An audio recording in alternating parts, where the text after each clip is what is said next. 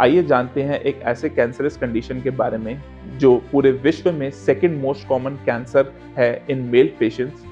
वो है cancer prostate.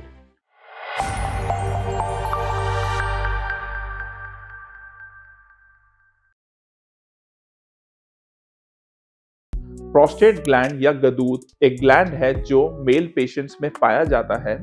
After the age of 45 to 50 years prostate gland का enlargement शुरू होता है, लेकिन ये एनलार्जमेंट यूजुअली नॉर्मल या बिनाइन एनलार्जमेंट होता है, लेकिन कभी-कभी किसी पेशेंट में ये कैंसरस एनलार्जमेंट भी हो सकता है।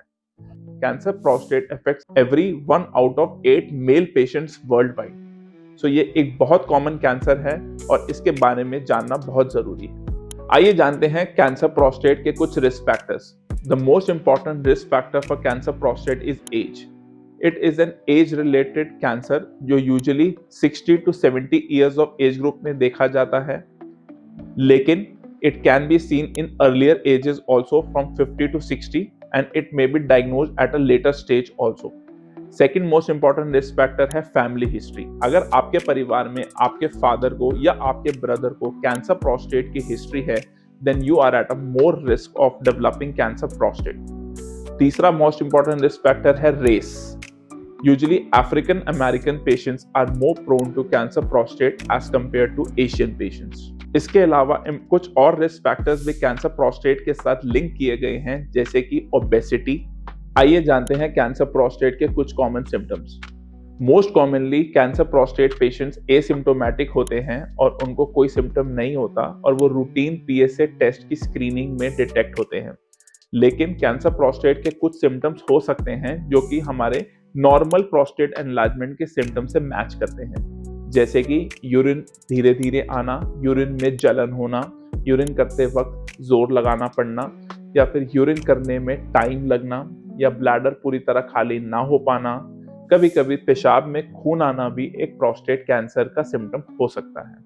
इसके अलावा जब प्रोस्टेट कैंसर बहुत एडवांस स्टेज में हो जाता है तो वो बोन में पेन कर सकता है, वो हमारा वेट लॉस करा सकता है, एपेटाइट लॉस भी करा सकता है। तो कैंसर प्रोस्टेट को डायग्नोज करने के क्या टेस्ट है? कैंसर प्रोस्टेट को डायग्नोज करने के या स्क्रीन करने का सबसे इंपॉर्टेंट टेस्ट है पीएसए।